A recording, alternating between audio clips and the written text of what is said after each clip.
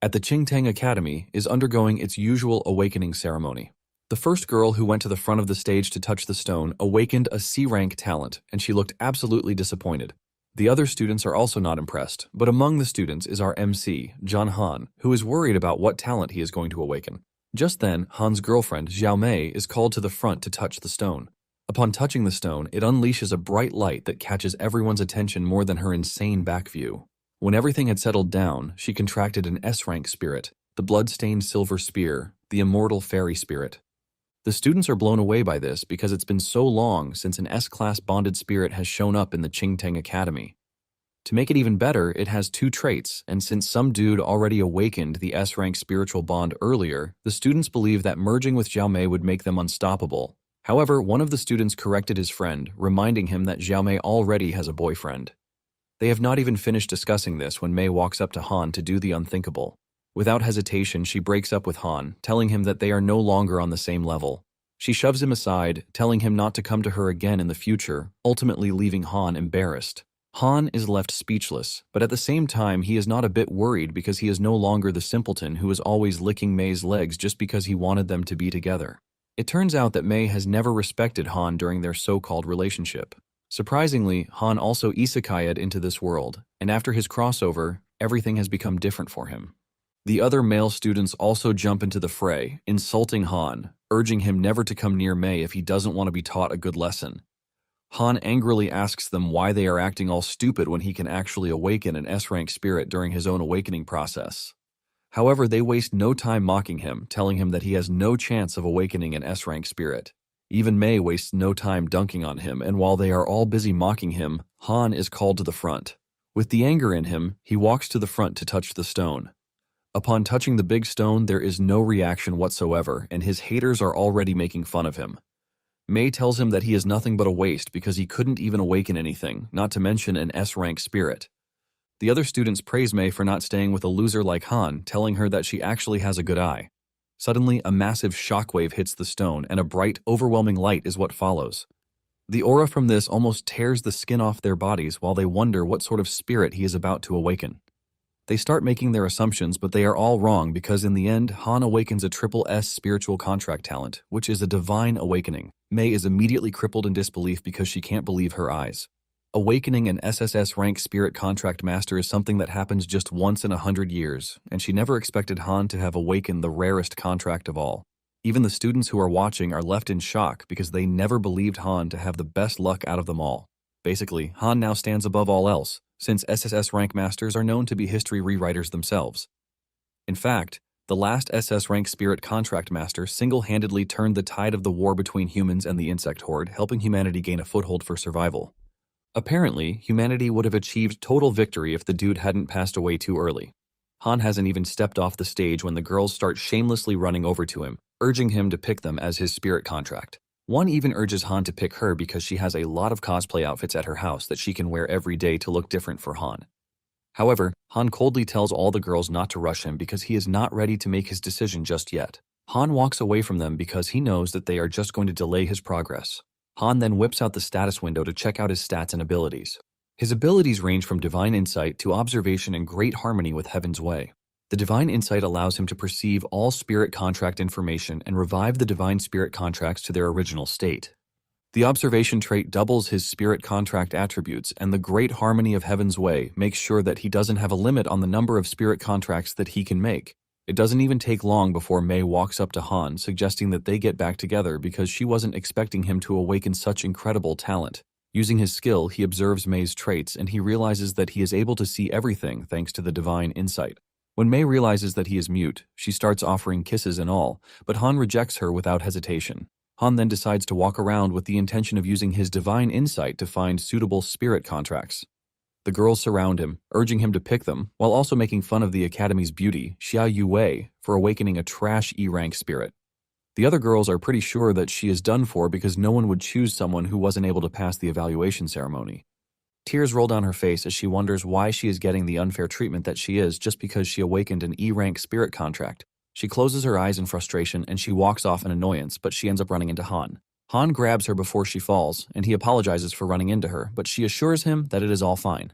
Han then checks out her stats, and he realizes that she truly awakened an E-rank talent, but there is something different about it. It is an E-rank talent called Fuchi Chin, which is one of the 10 ancient divine artifacts. Han is shocked to see this because he knows that his divine awakening talent can help the E-rank talent reach its potential. Yue Wei notices that he is silent, and she asks him if there is anything wrong. Han then shocks her by revealing that he would like her to be his spirit contract. Yue Wei is stunned when she hears this, and even the other girls don't want to believe their ears. They start asking him why he would form a contract with someone who is considered useless. Before the girls can riot, the principal, Chen Guangpu, comes in. He tells Han that he understands that he might like Yue Wei because she is beautiful, but he tells him that forming a contract with a spirit is not something to be done recklessly. Chen lets Han know that he is the future of the continent, and he has a mission to defeat the insect horde to reclaim the lost lands for humanity.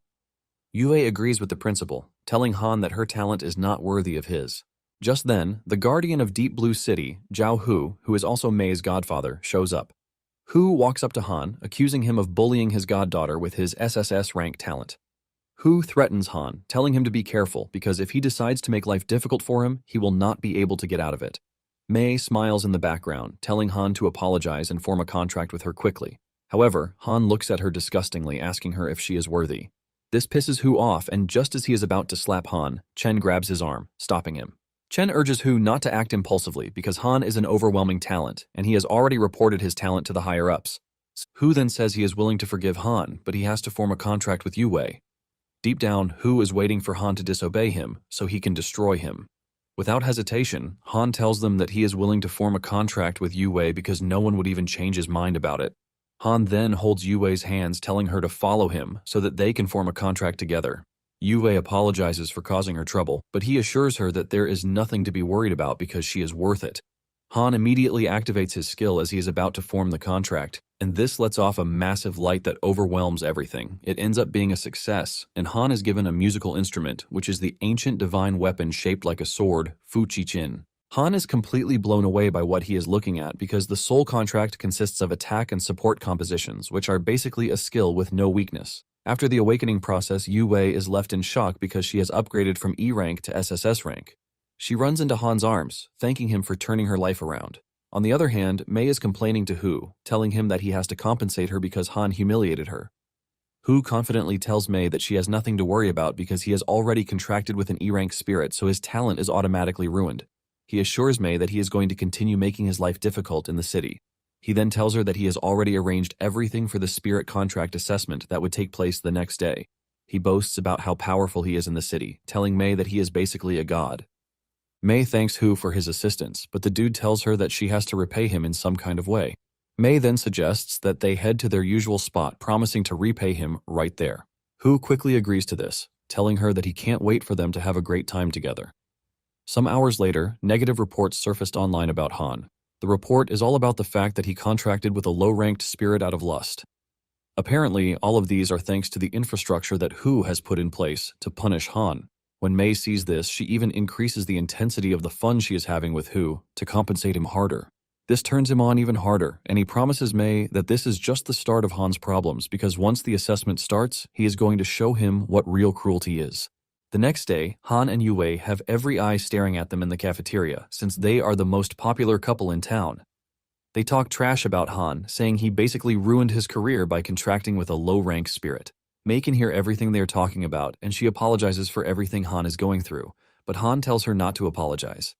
He pats her on the head, reminding her that she is the school's most beautiful, so she should have some confidence in herself. He also reminds her to eat a lot so she doesn't fall behind during the spiritual contract master's assessment. Yue Wei acknowledges this, and he urges her to ignore the haters so that they can show them what she is really capable of later on. They are busy enjoying their meal when a rude brat, Wang Lumao, shows up to ruin it. Han looks at him disgustingly before asking him who he is, and he confidently replies that he is Mei's new spirit contractor. Han spits out his food to show his disgust when he hears this, and Yue Wei almost passes out from laughing out loud. Lumao screams at Han like a troll, asking him why he is laughing, and Han replies that he only thought of something funny. Mei then shows up, grabbing Lumao's hand, telling him not to lower himself to Han's level because he is just a piece of trash who willingly fell into disgrace. Since the assessment is about to start, she suggests that they leave, and Lumao threatens Han, telling him to wait for what he is about to do to him. Moments later, they arrive at the arena where the students are gathered. The host steps out to welcome everyone to the assessment exercise.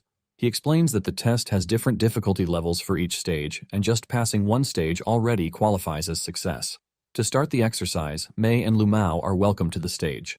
The two confidently walk to the stage, and the door of the arena soon opens to unveil a black moth bug, which has a number 7 test difficulty level. The moment the exercise begins, Mei transforms into the spear and Lumao grabs her to engage the insect. Lumao leaps into the air and lunges toward the insect, delivering a powerful slash that knocks the monster to the ground. However, he doesn't stop there as he leaps toward the insect again and pierces its body open with overwhelming strength. The students are wowed when they see just how powerful an S-rank talent spirit contract master is. Meanwhile, the heads of the districts are watching the assessment behind the scenes. One of them, Wei Qing, who is the head of the first district, is not entirely impressed because he believes that Lumao still struggles against the monster.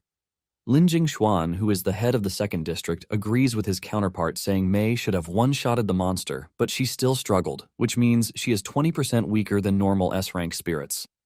Lin says Mei probably lacked self-discipline in her lifestyle, which has led to the leakage of spiritual energy. Hu is also in the room, and he obviously knows that they are right, but he can't say anything, even though his guilty face says it all.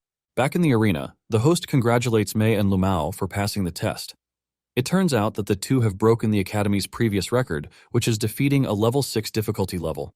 The students are all wowed by this, and they waste no time mocking Han and Yue, saying they would like to see their disgraceful performance.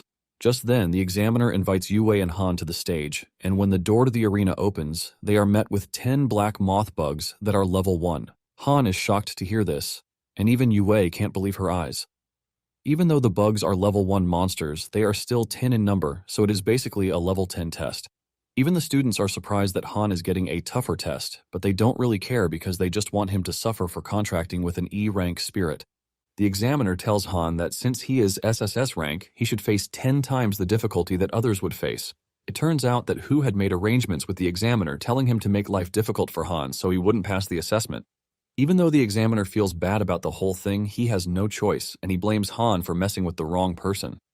With nothing to do about it, Han has no choice but to face the scary monsters standing in front of him. Even with the number of monsters he has to face, Han is not scared one bit. He tells Yue to transform so that they can engage the monster, and the moment she transforms into the musical weapon, he one-shots the monsters pretty easily. The students are left in shock because it is completely unbelievable that Han, who contracted an E-rank spirit, easily took down the monsters like they were nothing. Those who believed that they were better than Yue don't even know what to believe at this point. Even the examiner is completely stunned, leaving him to wonder who the hell Han is. The district heads stand up to stare at their screen in shock.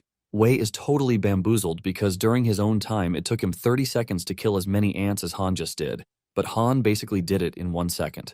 Lin agrees that Han is strong, but he is worried about the fact that the difficulty of the assessment has increased from the usual.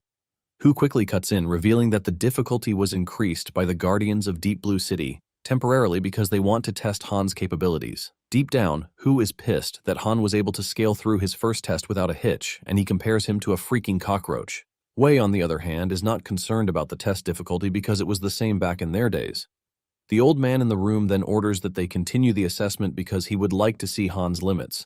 The second phase then starts, and 20 ants are unleashed in the arena. Just like before, Han taps into Yue's musical power and wipes out the monsters with ease.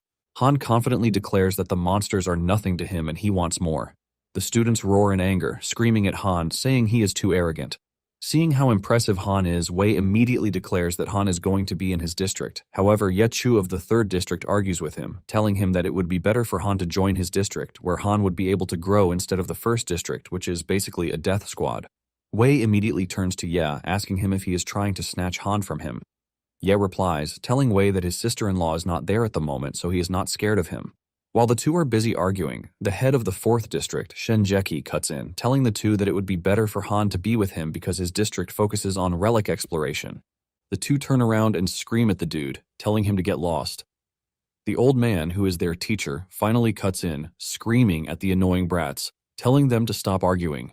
The old man then asks Lin what he thinks about the whole assessment, and Lin suggests that they increase the difficulty even more because it appears that the current level is too easy for Han.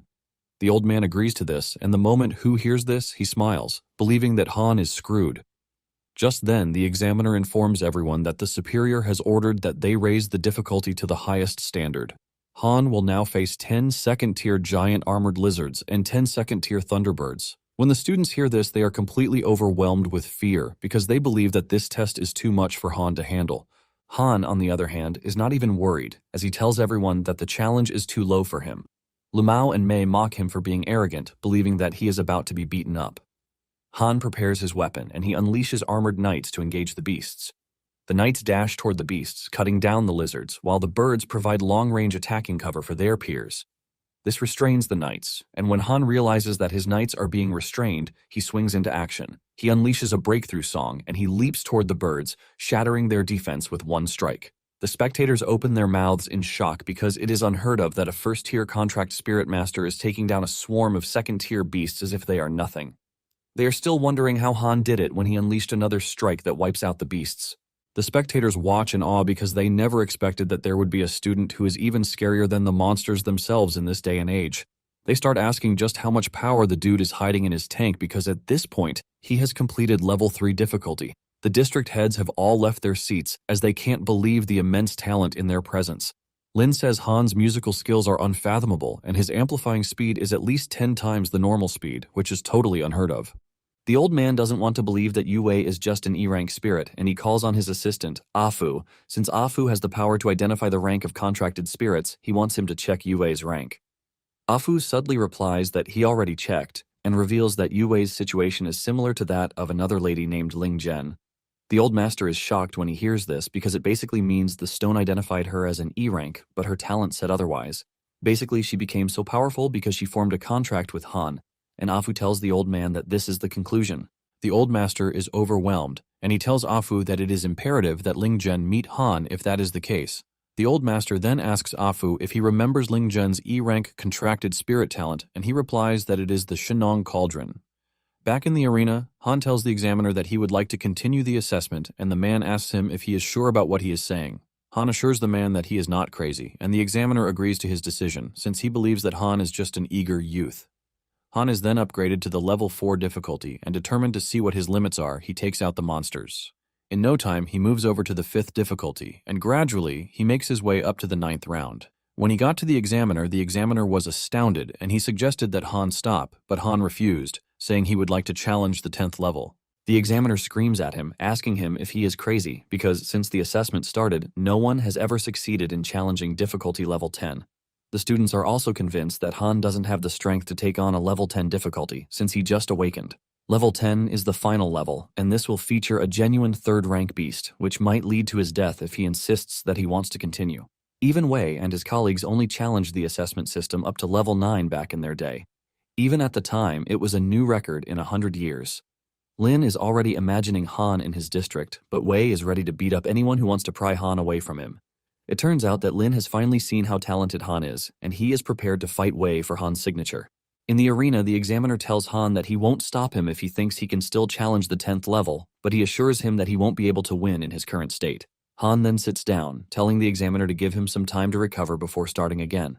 The examiner immediately informs him that, following the rules, he has no more than 5 minutes to rest, but Han cuts in, saying he only needs the time of a song. He begins playing a tune, and it immediately activates a rapid recovery that unleashes healing magic. The spectators don't believe what they are looking at because Han is basically recovering his lost energy, which means the spirit he contracted with is an all-rounder spirit. This is when they finally understand that the spirit contracted is pretty terrifying. Behind the scenes, Lin and Wei are ready to tear down the whole building to find out who is going to grab Han. The two are in the midst of their showdown when the head of District 5, Liu Jingchun, expresses his interest in Han too. He argues that the death rate of spirit contractors on the battlefield will drop by at least 30% if Han comes to his district, but the two yell at him at the same time, telling him that there is no way this is possible. Their master is forced to come in again to calm the situation. He explains that the 8 major districts all have their own responsibilities. Basically, the 1st district excels in decisive battles, the 2nd district excels in strategy, the 3rd district expands territories, the 4th district explores and seeks truth, the 5th district saves lives, the 6th district guards key passes, the 7th district traverses the oceans, and the 8th district remains behind the scenes. The old man explains that the 8 districts are basically the pillars that hold Daxia in place. The old man confesses that he has always wanted to form a 9th district, but he never truly took the step. The moment his disciples hear this, it dawns on them that their master is already considering forming a ninth district with Han as the head, but the big question is if Han is up to the task. For Han's final assessment test, which is the level 10 difficulty, he is going to be facing off against a third-level Zerg Red Flame Beast. The examiner tells Han that from the 10th level he is considered to have passed the test if he is able to survive the beast's attack for 3 minutes. The Zerg unleashes a massive heat wave from his body that almost roasts the spectators themselves to show how powerful he is. When the heat wave subsides, the spectators are surprised to see Han standing without moving an inch. They expect Han to be running away by now because the Zerg is no beast that should be played with. Han turns to Yu Wei, asking her if she is ready for the battle, and she assures him that she is going to support him no matter what decision he makes. Han then makes his move, lunging toward the beast with an overwhelming aura, declaring that he is not just there to survive. His advance is immediately repelled by the beast's fireball attack. Han leaps backward to avoid getting roasted by the crazy beast. Han then calms down, and he starts playing a tune to unleash a wind attack. A strong wind immediately comes forth, shaking the entire arena so that even the spectators almost lose their clothing. Han attacks the beast with the overwhelming power of the wind, and it tears him apart. Everyone watches in shock as the Zerg turns to dust right before their very eyes. They don't want to believe that Han actually passed the test, because he just set a record that might never be broken again. Lumao and Mei almost die from anger because what is happening is the least thing they expect to see. Mei is pissed that Han ended up stealing the spotlight from them. In the arena, Han might have passed, but because he pushed himself too hard, he passed out. When he opens his eyes, he finds himself in the test space, and standing in front of him is Lin. Before Han starts freaking out, he introduces himself, telling him that he is there to ask him a few questions.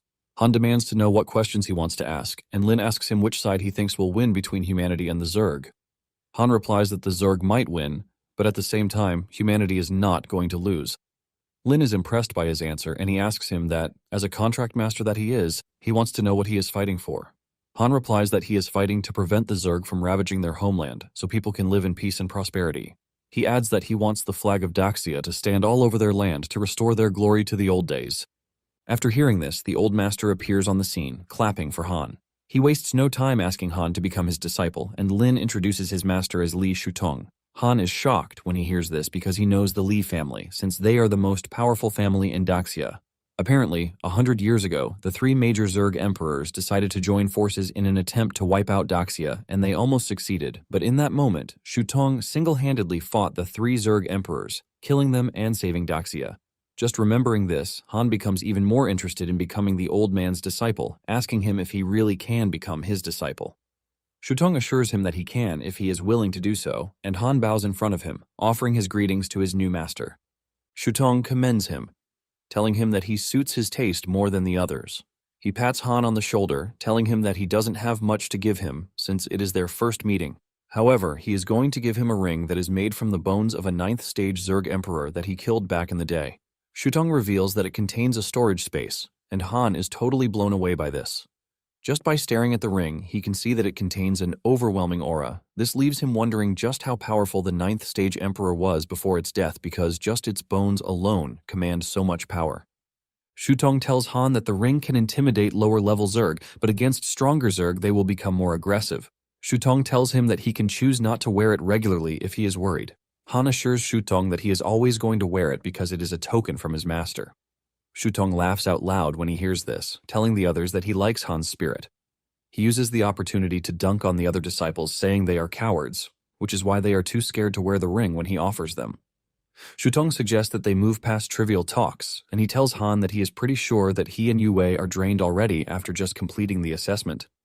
Shutong admits that he is in a good mood that day, so he is willing to take them out for a big meal. Moments later, they arrive at a restaurant called Deep Blue Hot Pot. When they settle down, Shutong tells Han that his seniors will be joining them very soon because he invited them too. Not long after this, they start arriving and they introduce themselves to Han, starting from Lin down to Lu. Han stands up, and he offers his humble greetings to his seniors, but they let him know that he doesn't need to be so formal because they are a family. Ye tells Han that not all of them were able to make it, revealing that the 6th brother is currently guarding the border and cannot leave. The 7th brother is also overseas, so he might not be able to meet him in the meantime. They are about to talk about the 8th brother when the devil himself shows up in the room. Surprisingly, the dude only drops his contact card for Han, telling him to contact him if he ever needs help, but tells him that he only has one chance. Han is left stunned, and he mentions that the 8th brother has a really weird personality. Lin brings out gifts that were sent from the others, telling Han that they are martial arts techniques, battle robes, and other useful items. They are having a good time until a fat, ugly lady rushes into the room, causing a ruckus. It turns out that the ugly lady is Yue's aunt, and she screams at Yue, accusing her of sneaking out to have a good time when she was always eating at her place before she awakened. Yue tries to tell the lady that it is not what she thinks, but she stretches her hand toward Yue, ready to slap her across the face for talking back at her. However, Han grabs her arm and the lady immediately recognizes Han as the dude who formed a contract with Yue. She speaks rudely to Han, saying he tricked Yue into forming a contract with him. Han coldly asks her what she wants, and she starts yapping, talking about how she is the one who raised Yue all these years, so she deserves some sort of compensation. Yue immediately screams at the woman, telling her to hold back her shenanigans. The lady then tells Yue that she should not think she is some sort of big shot because she passed the assessment test. The lady starts boasting, telling Yue that her uncle is from the 4th district, and if she continues shouting at her, she is going to contact him to make sure that Yue doesn't stay in the spirit contract master's circle. Shen hears this and tries to talk to the lady, but she shushes him. She then turns to Shutong, asking him if he is Han's grandpa, calling him an old geezer. She then tells Shutong that if they want Yue, they are going to give her gold, a dowry, a house, and a car, with everything being in her name. She mentions that they have relatives in the 3rd, 4th, and 5th battle zones, and if they don't give her what she wants, they are going to regret it. Shutong smashes his hand on the table, berating his disciples for waiting around to hear the fatso insult him. He orders them to call their respective districts, and the group immediately grabs their phones to reach out. The lady assumes that they are calling for guards or something, and she adds that she has plenty of connections. Just then, her phone rings, and when she picks up the call, it turns out to be her uncle. Before she can even say anything, the man yells at her on the phone, asking her if she is trying to get them all killed. The dude tells her never to reach out to her again, saying they are done. While the man is busy shouting at her on the phone, Shutong is making fun of her for believing that she has connections. Before he drops the call, he urges her not to mess with Han and Yue if she values her little life. The woman smashes and drops her phone in shock, wondering what just hit her, and the restaurant's assistants show up to tell the woman not to cause trouble. She tries to shift the blame to Shutong and the others, saying they were the ones bullying her. Seeing that she is not going to cooperate, they are forced to drag her out of the restaurant. Yue bows to Shutong, offering her deepest apology, saying she is the cause of everything that happened. However, Shutong tells her not to blame herself because all of this is happening because she's lost her parents. Shutong then tells her that from that moment forward, she and Han have become his family, just like their seniors. In fact, he lets her know that she doesn't need to go back to her aunt's house, telling her that she can stay at his house. With tears in her eyes, she thanks the old man for the gesture, and Shutong urges the two to eat to their fill. He starts talking about how dishes are prepared, and Han uses the opportunity to ask him where he belongs. He tells him that everyone has their own path, and he can't predict his path. As they continue eating, Han asks Shutong why the senior brothers' wives haven't joined them yet. Just then, Lin asks him if he and Yue have gotten intimate, but he lets him know that they have not done anything like that. Lin explains that after getting intimate, a spirit master can gain a certain degree of replication ability, and even though the ability is weaker, it is pretty useful. He explains that spirit companions have 2 forms, material form and human form. The material form is when Yue turns into the musical instrument, and her human form is when she is normal. Apparently, the senior wives are currently in their human forms, holding down the positions for their husbands who are not around. Han is shocked to find out that spirit masters and spirit companions can fight as one or separately, and Yue cuts in, telling him that they have to get intimate first. Lin then asks Han if Yue is truly an E-rank spirit, and Han says yes, but reveals that he has a special ability that awakened her divinity. After this, she was able to become an SSS rank spirit. When the brothers hear this, they are totally blown away, because this is the first time they have heard of such an ability. Han says they shouldn't think he randomly chose his spirit companion, but he is not foolish enough to have done that. Because of his talent, he lets them know that he would not hold back on merging with a spirit companion with divinity, even if their rank is low. Han knows that besides the Fuqichin, there are still 9 other artifacts among the top 10 ancient divine artifacts. Shutong then tells Han not to tell anyone else, aside from them, about what he can do. He proceeds to tell Lin to set Han and Yue's information to the highest level of confidentiality to make sure no one can access it. After this, the brothers give Shutong reports on how they are doing in their districts, and he commends them, telling them that they have done well. The group ends up toasting to the success of the country before ending the night out. Later that night, Shutong leads Yue and Han to his house, which is where they are going to be staying. Upon entering the massive house, the two are completely overwhelmed, and Han says he never expected Shutong to have a house in Deep Blue City. Shutong reveals that the city is his wife's hometown, and Han immediately asks him about his wife. Shutong's mood goes down when he hears this, and he reveals that his wife died in battle. He mentions that everyone only remembers him for turning the tide of war, but no one remembers his wife. Shutong admits that he is nothing without her, and seeing the sincerity and emotion in his voice, the two become sad. Han apologizes for bringing up his wife, thus making him sad. Shutong then tells Han to be good to Yue because she is his other half and not just a tool. Han thanks Shutong for the advice, promising that he is going to take good care of Yue. He then asks Shutong to tell him his wife's name, assuring him that as long as one person remembers, she will never be forgotten by the world. Shutong commends Han, saying he is totally different from the others and he likes this. He then proceeds to tell him that his wife's name is Ling Mei. Apparently, in the battle against the Zerg Emperors, he only killed one, but his wife was the one who fought to her last breath to kill the other two. Shutong says she would have received the honor of saving the country if she were still alive rather than him. Shutong then urges them to find a room to rest because it is already getting late. Later on, Shutong heads out to stare at the moon with the picture of his wife beside him. Han and Yue soon show up, telling him that they are willing to accompany him now that no one is around to do so. Shutong is impressed by this, and he tells Han that seeing him reminds him, and Yue together reminds him of his wife. He unleashes his aura, telling Han that he is going to need strength if he wants to protect those that he loves. Because of this, he lets Han know that he is going to teach him the martial art that he is most skilled in. Shutong takes in a deep breath before throwing a punch that cuts down the tree in front of him. He reveals that what he just displayed is the martial art called the 8 Locks Fist. He reveals that it has 8 locks corresponding to 8 hidden points in the human body. Once the 8 locks are unlocked, one is going to surpass their limits. Just then, Han displays what Shutong just did, leaving the old man in complete shock. Shutong doesn't want to believe his eyes because this took Wei 6 months to learn, and Han just did after looking at it once. Han confidently reveals that he found the position of the locks by instinct. Since Han is proving to be a genius, Shutong doesn't hesitate to punch him to the ground. Han falls to the ground in pain, and it turns out Shutong intentionally did this because he is looking to suppress his arrogance, even though he is a genius. Shutong heaves in relief, saying it feels good to teach geniuses a good lesson. Shutong doesn't let Han go, as he continues pounding him in the name of training him. Before Han knows it, his head has swollen up as if he had been attacked by a swarm of bees. The next day at the academy, Yue asks Han if his face still hurts, and he replies that it has stopped hurting. He actually doesn't mind because he knows that his master is just playing around with him. The two are minding their business until Lumao decides to challenge Han. He and his lackey start talking trash about him, and Yue is confused about the whole situation, but Han urges her not to worry herself because Lumao and his guys are just a bunch of arrogant flies. Han and Yue then head to the principal's office, where they learn that some sort of bad news is waiting for them. The principal tells the two that, according to orders from above, they have been assigned to the city of Deep Blue to join the Guardian organization to handle frontline tasks from the bottom. The principal shows them the notice, telling them that they have to report immediately. Han is surprised when he hears that they have been deployed to the front lines. The principal sighs in disappointment, saying the decision might be a waste of his talent, but there is nothing he can do because it came from above.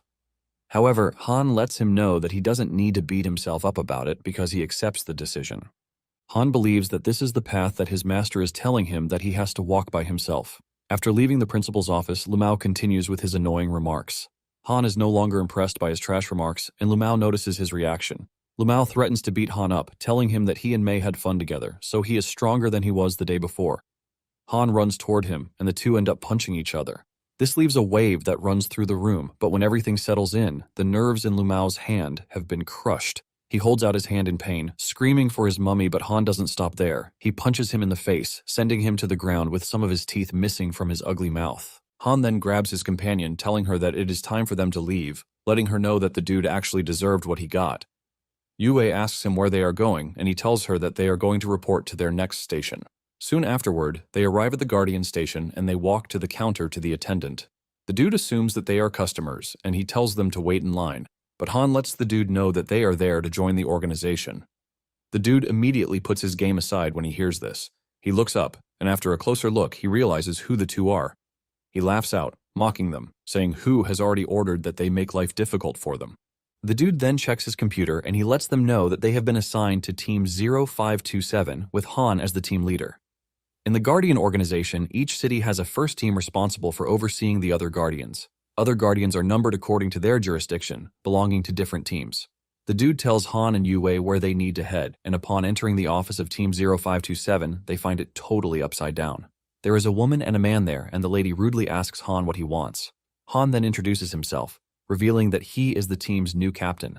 The man lying on the couch laughs out when he hears this, telling Han that he is still a kid who doesn't deserve to be a leader. The dude taunts Han, telling him to go play with some toys, and Yue scolds him, asking him why he would say something like that. Han is totally disappointed that such a trashy dude is a member of the organization, which shows the state in which Team 0527 currently is. The dude stands up and walks up to Yue, saying flirty things to her while asking if she is interested in becoming his contract spirit. This pisses Han off, and he punches the dude so hard that he is sent flying with blood spilling from his filthy mouth. Even though he just got knocked to the ground, the dude, Ifan, just picks up his wine bottle to start another round of drunkenness. The girl, Hong Yingwei, then tells Ifan to attend to their new leader because she wants to go inside to rest. Ifan tells Ying to give him some money for a drink, but she slams the door in his face while screaming out, saying she has no money.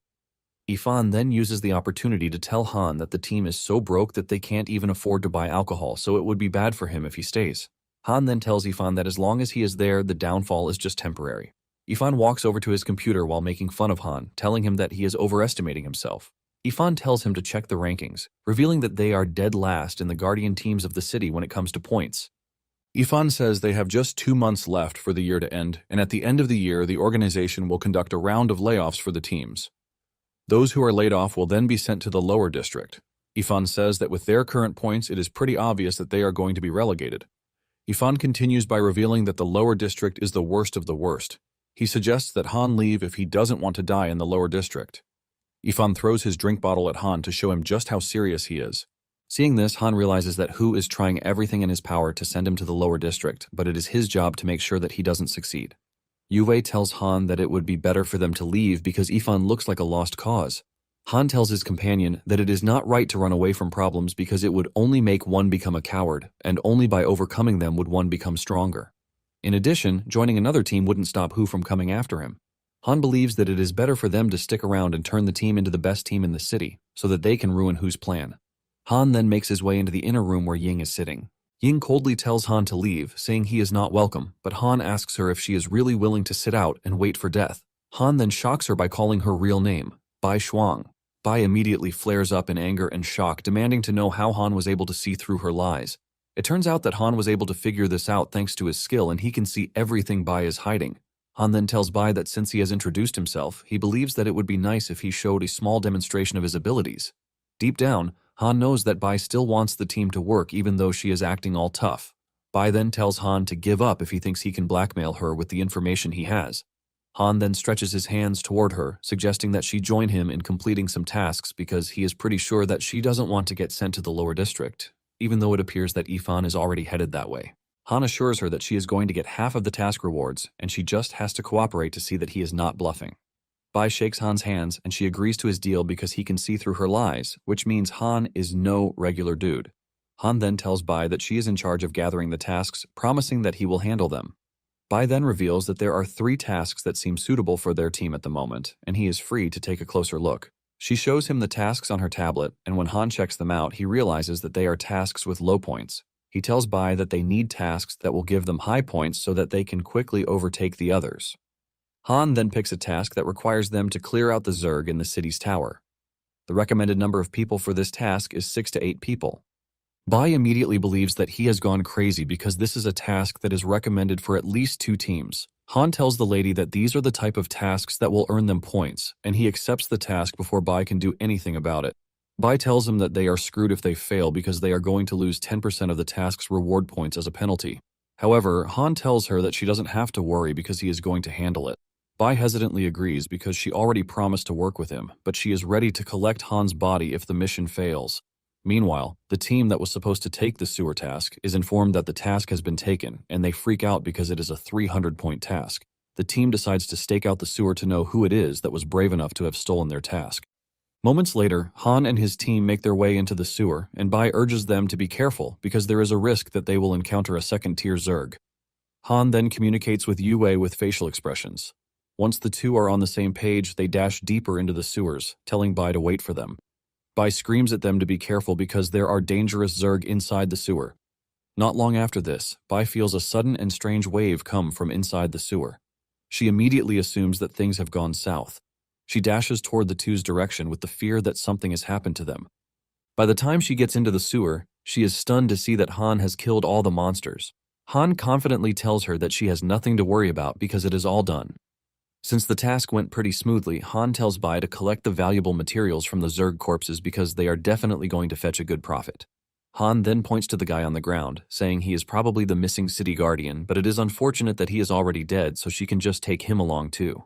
Bai is too stunned to speak because she can't understand who the hell Han is for him to have been able to defeat such terrifying second-tier Zerg like it was nothing.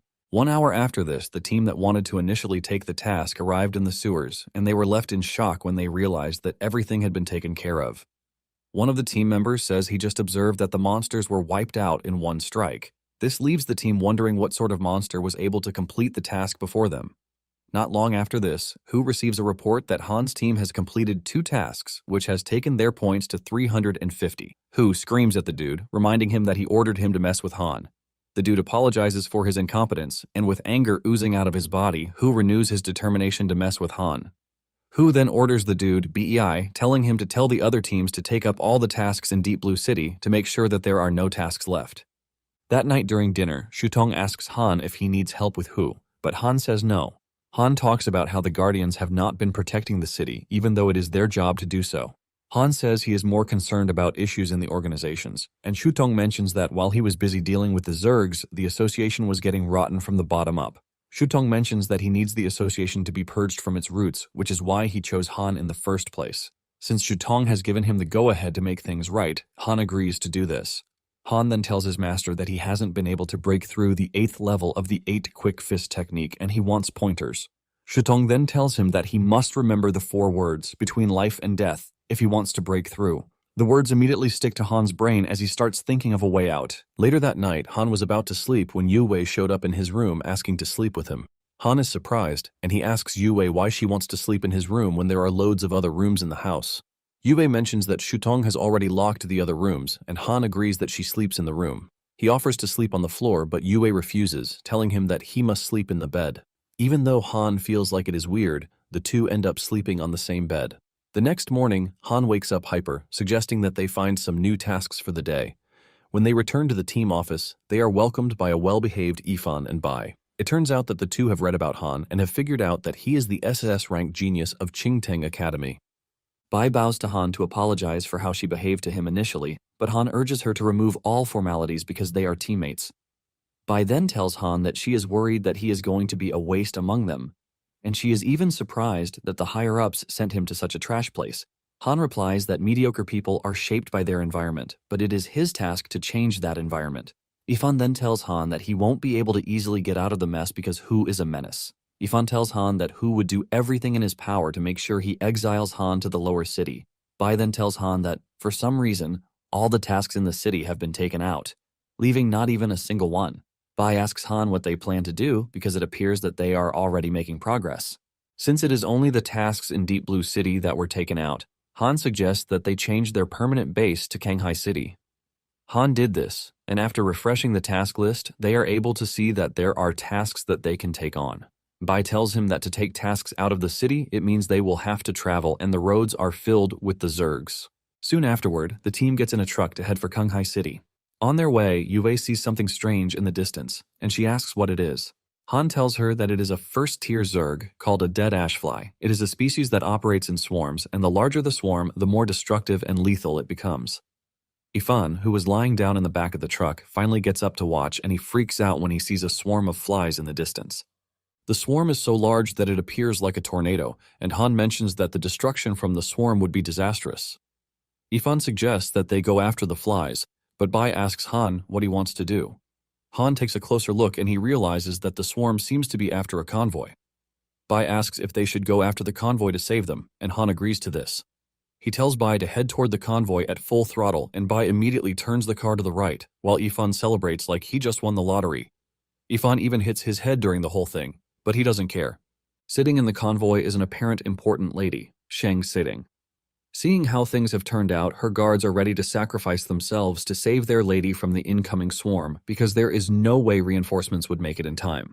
The squad leader informs the other guards via the walkie-talkie, telling them to prepare to sacrifice themselves. Sighting grabs the phone from him, telling the guards that they are not allowed to give up until the last moment. However, the guards let her know that it is their duty to protect her. The guards bring out their firepower to unleash on the annoying monsters chasing them down. The rear vehicle soon gets caught in the storm, and the vehicle is flung into the air.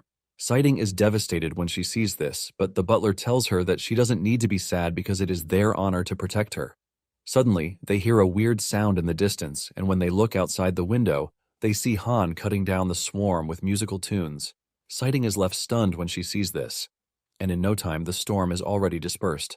The butler is left speechless because they didn't know where someone as powerful as Han could have come from. The last of the swarm angrily unleashes stingers toward Han's truck. Surprisingly, Ifan jumps up to tank the attack. His body gets riddled with stingers, and he crashes into the back of the truck. Instead of crying, he is laughing like a maniac, talking about how nice the whole thing is. Han starts pulling out the stingers, saying Ifan might die within seconds if they are not removed. Just then, Han notices that the stingers are being pushed out. Han is confused and surprised when he sees this, prompting him to use his skill to check out Ifan's traits. Han is shocked when he realizes that Ifan has an immortality trait. However, he doesn't know what the trait means or how it even works. Ifan notices the curiosity on Han's face, and he tells him to beg him, promising to tell him if he does. However, Han's ego won't let him do that, and he turns away, telling Ifan that he doesn't care. After traveling for a while, they arrive at the first task location, where they find a bunch of flying zergs. Yu Wei transforms, and Han unleashes horror on the insects, cutting down a whole swarm of beasts with just one strike. Ifan is left in total shock because Han just one-shotted a bunch of monsters, like it's nothing. Even Bai cannot believe her eyes because Han wouldn't stop exceeding her expectations. After this, Han and his team start cutting through numerous tasks, and when the teams back home see this, they are left in shock. They believe that it is a totally different team, but it soon dawns on them that it is Team 0527 from Deep Blue City. The teams in Kanghai lash out in anger, saying Han and his team are there to humiliate them. The teams immediately swing into action to grab whatever tasks are available to them. The teams set out in anger, aiming to finish tasks before Han and his team, whom they now call task bullies, steal everything from them. At some point, they decide to take on some of the difficult tasks, but by the time they get there, Han has already cleared out the monsters. The team leader then orders his driver to turn around to find Han and his team wherever they are because he would like to teach them a big lesson. However, one of the team members grabbed his captain, telling him that they had already left the city after submitting their tasks. Apparently, someone saw their truck leave the city moments earlier, and it appears that the dude is right because Han and his people have vanished already. Later on, the third in command at the Guardian Association, Su Mingxuan, notices that the completion rate in the city and nearby cities has suddenly shot up. His assistant tells him that a team of task bullies suddenly appears in the city, and they specialize in stealing tasks from other cities, which has triggered a chain reaction. Su immediately tells his assistant to retrieve the team's file for him because he would like to see who the task bullies are. Moments later, the dude shows up with the files, and Su tells him to step back as he prepares to open the files. The moment he opens the file, the first names he comes across are Ifan and Bai. He is surprised when he realizes that both files are top secret, which is really unusual. He doesn't expect the third file, which is Han's file, to be top secret too. However, he is hit with a surprise when he realizes that Han's file basically has his name and the name of his academy only, with nothing else on it. Su is about to conclude that it was a mistake when he gets a call from Lin. Even this alone leaves him worried because he doesn't know why he would be getting a call from such a big shot. He is still offering his greetings when Lin goes straight to the point, telling him to stop investigating the files he requested because they exceed his clearance level. Su agrees to back off, but after the call, he is left even more baffled about who Han might be that Lin had to call him personally. Meanwhile, Han is still out there completing tasks with his teammates. Upon completing the 18th task, Han tells his team to check how many points they currently have because with the number of tasks they have completed, they should already be ranked first.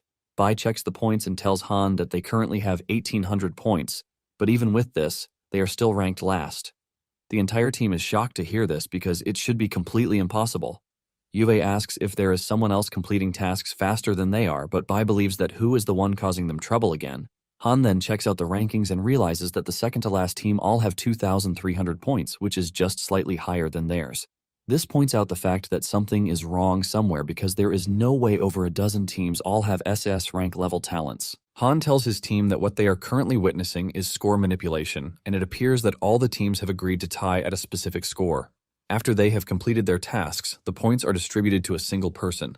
Basically, there are no rules being violated this way since the points were earned collectively. Bai crashes out in anger, saying they have been set up from the very beginning. Han then tells his team that they have nothing to worry about because the points are close, which means that they have a chance to surpass the teams above them. He suggests that they return to Deep Blue City first, and the team agrees with him. When they arrive home, Shutong asks Han about his mission, and he reveals that things went well, but at the same time they didn't get their desired results. However, Han is pleased that they were able to rescue a merchant caravan during one of their missions, so everything is not a waste.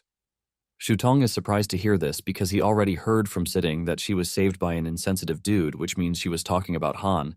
Apparently, she has been disturbing Shutong since then, asking how she can awaken so she can become a powerful contract spirit master. Han is surprised to hear that the old man knows Sighting. Shutong explains that Sighting's grandfather is an old friend of his, and the Shang family is also one of the 5 major corporations just behind Kanshang Technology. Basically, they develop high-end weapons for contract spirit masters without spirits and for regular people. Shutong says he sees Sighting as his own granddaughter, and Han is shocked to learn that Sighting is quite important. Shutong reveals that the Shang family has been setting things up to create a challenge for Sighting, hoping that she would back out, but Han appeared out of nowhere to thwart their plan. Han is saddened to hear this, wondering if he had accidentally messed with good intentions. However, Shutong tells him that it is fine because the caravan was transporting goods that were meant for him in the first place. These are items that he wants to give to Han. Shutong opens the box to reveal 2 elixirs. One is purple, and the other one is green. Han asks what they are for, and Shutong mentions that they are elixirs that will help him break through to the next stage. Han admits that he has heard that the elixirs can enhance strength, speed, reaction, and defense, but has always wondered if it's true. Instead of wondering, Shutong tells the 2 to go for it. Han grabs the purple one while Yue takes the green one. The moment Han ingests it, he feels an immense energy burn through his body, and he admits that the elixir is quite powerful. Yue also gets overwhelmed with new symbols, adding to her already deadly arsenal. Han unlocks other amazing offensive skills too, and when everything finally settles down, Han tells Shutong that the elixir is quite powerful because it made him level up and also helped Yue gain more techniques. Shutong commends the 2, telling them that their performance didn't disappoint him. Just then, Han's phone rings, and when he checks it, he realizes that it is a call from Bai. Bai tells him to quickly check the city task list because a new task just popped up. It turns out to be a red alert because wanderers have been spotted near the city. They are offering 1,000 points for the task, and it is basically open to everyone. Seeing that the wanderers are tier 3, Bai is worried about taking the mission because a fully grown wanderer is as dangerous as 3 tier 3 masters. Han then tells her that they are going to discuss everything in person. Han and Yue dash off, telling Shutong that they have a mission. Shutong can only watch as they leave, concluding that he has finally become an oldie. After their departure, Afu shows up, telling Shutong that they have found Ling Zhen, but she insists that she doesn't want to come back. Shutong asks for her location, and Afu reveals that she is currently in Kanghai City. Later on, Han regroups with the rest of the team, and Bai asks him if they are going on the mission or not. Han replies that they are going because there is no way in hell that they are going to pass out on a mission that would give them the chance to surpass others in points. Bai lets him know that wanderers are a dangerous type of Zerg because they don't even stand a chance against a juvenile. Han then reminds Bai that the mission being a red alert means that if they fail to take down the wanderer when it is still young, it could wipe out the entirety of the city once it matures. Han tells her that they are a guardian team, so they fight to protect humanity, not to gather points. Ifan hears this and teases his captain, telling him that he is the most noble. Bai finally agrees to take them to the mission site since they are hyped up about the mission. At the mission site, there is another team that is standing on a rooftop, monitoring the whole area. The affected area has a veil over it, and the team leader explains to his team members that the black veil they are looking at can isolate all perception, thus distinguishing itself from the outside world to create its own realm. Anything affected by the veil will suffer an acceleration in aging and decay, ultimately leading to destruction. One of the team members then asks the captain why the higher-ups are still sending out the mission when they are already on site. He wants to know if this means that they don't trust them.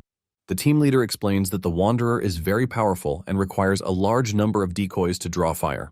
Upon hearing this, the team finally understands the higher-ups' reason for doing what they did. The team leader tells his team to chill out and let the first batch of cannon fodder go into the veil. He uses binoculars to look into the distance, and he lets out an evil smile when he notices that Han's team is preparing to engage the veil. Han urges the team to be careful because of the Wanderer's black veil. Bai asks him if he is sure about going in because once they do, there is no coming back from it. Ifan boasts that the veil has no effect on him, but Han assures his team that they are all going to be fine. Han is the first to enter, and his comrades follow him. The moment they step into the veil, they are hit with a strong presence that indicates that insectoids are active in the area. Han urges his team to be careful, and Yue tells him that she has a strong feeling that they are being watched by a strong pair of unseen eyes. Suddenly, they hear a strange noise in the distance, and with this comes a feeling like their life is being drained out of them. Bai explains that the veil has a capability called life deprivation, which means that as long as they are inside the veil, their energy will be slowly drained until they die. Ifan mentions that all they have is about 30 minutes, and if they can't break the black veil from the inside during this time, they are going to become food for the Wanderer. Bai asks him if he is talking about the black sphere in the distance, and Ifan confirms this. Han stares at it and concludes that what they need to do is to destroy the black sphere. Just then, something weird appears underneath them, and Bai is swallowed up by a giant squishy wall. Han explains that the Wanderer doesn't only cause life deprivation, but has another skill called life bestowal. Han explains that things that are given life are not limited to humans, but also weapons and even the ground. Since this is the case, Yue transforms and tells Han that it is time for them to break everything open. Han starts to unleash his destructive power on the squishy wall, but after so much effort, the wall remains sturdy as if it cannot be pushed down at all. Before they know it, the wall starts to form a square around them, and Han realizes that they are screwed because the Wanderer is actively trying to trap them. Suddenly, a weird bug appears behind Han and almost gets into his body, but he manages to evade. Han panics when he recognizes the bug, and Yue asks him what has gotten him so worked up about the bug. On the outside, the team that was first to arrive believes that they have what it takes to complete the mission, no matter what happens. In fact, they are sure that they would be able to retreat if things don't go as planned. However, everything goes south fast as they find themselves enveloped in a cloud. They panic because none of them understands the strange phenomenon that is happening. When the cloud starts to dissipate, one of the team members taps his captain on the shoulder, but the captain suddenly grabs him like he is the enemy. It turns out that the weird bug that Han saw earlier has gotten hold of the captain. Another bug manages to take control of the poor team member too. Back inside, it turns out that Ifan has been able to rescue Bai from the deadly wall. Bai asks Ifan if he is not worried about what can happen, and Ifan tells her that he is not. Bai lets him know that she is jealous of the skill that lets him act recklessly without being able to die. However, Ifan lets her know that it is not a gift, but a curse, because being unable to die is a different kind of punishment. Ifan then tells Bai casually that they might as well give up since they can't leave. Bai is surprised to hear this, and she asks him who said they can't leave. Ifan is confused, and he demands to know if she has a way out. Bai then taps the wall and unleashes her skill, which immediately dissolves the wall. Ifan celebrates this because it basically means that they have a chance. With their side of the wall down, they see Han on the outside, and Bai calls out his name. Han takes down the wall in front of him and is able to reunite with his teammates. Bai excitedly tells Han that she just used her skill to dissolve the maze. She is still revealing this impressive news when a giant golem hand appears from behind, targeting Bai and Ifan. Han screams at them to warn them, but it is too late for the two to move. Just as they are about to be crushed, Han's skill comes in clutch to cut down the arm. Han jumps in front of the two and tells them to stay behind him. Fear grips them when they see a giant golem standing in front of them, and as the golem prepares to engage them, Han puts up his defense. Han is able to block the golem's attack, but this leaves a shockwave that sends Bai and Ifan flying. Han tells them that the monsters they are engaging are being summoned by the Wanderer, which means it is imperative that they destroy the Wanderer's body as soon as possible. Han realizes that the Wanderer merged with the Dark World the moment it released the Black Veil, which is why there is only a black sphere left. Han figures out that by destroying the black sphere, they can take down the Wanderer. Bai and Ifan then tell Han to do what needs to be done, assuring him that they are going to back him up. The golem dashes toward the two, and Ifan immediately unleashes his immortality skill to block the golem's punch. However, he lets Han know that his immortality can only take 6 hits, so he has to find a solution before the 6 hits are expended. Han then shifts his attention to the sphere, and he begins putting together a power tune that should take down the sphere once. The tune is so powerful that it gathers a lot of energy in the surroundings that almost tears Ifan apart. Han finally unleashes the attack on the sphere and it breaks through, shattering it to dust. Ifan watches in admiration, declaring victory, but Han suddenly tells him to run. He turns around to see Han bleeding, and he looks worried. Surprisingly, an adult Wanderer has appeared in their presence, and the Wanderer assures them that none of them is escaping. Ifan almost pisses his pants in fear, but Bai appears behind the Wanderer and starts talking weirdly. She tells the two that the adult Wanderer is a special surprise that she brought for them. Bai says she disguised it with lies and kept the Wanderer by her side while waiting for the right moment to release it and deliver the finishing blow. Han is totally confused, and he asks Bai why she is doing this. Bai laughs out evilly before revealing that she just wants to kill Ifan and Han. Tears flow out of her eyes, while her eyeballs give off a weird symbol. Ifan is confused and immediately asks Han what it is that they are staring at. Han then concludes that he is not making a mistake because this is the second time he has seen this. Ifan asks him what he means by this, and he explains that Bai has been parasitized. Ifan is confused by this, and Han explains to him that the symbol they just saw in her pupils is the famous eroding worm.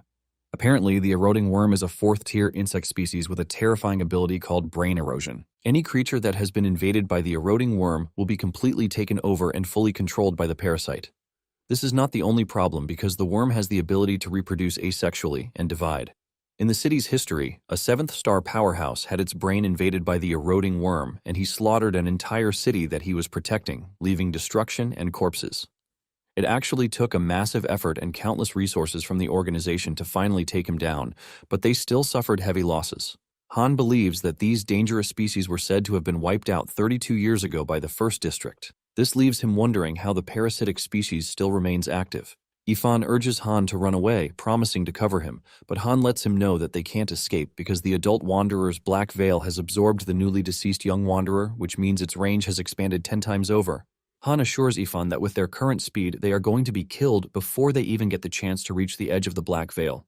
However, Han urges Ifan to buy him enough time for just one super song.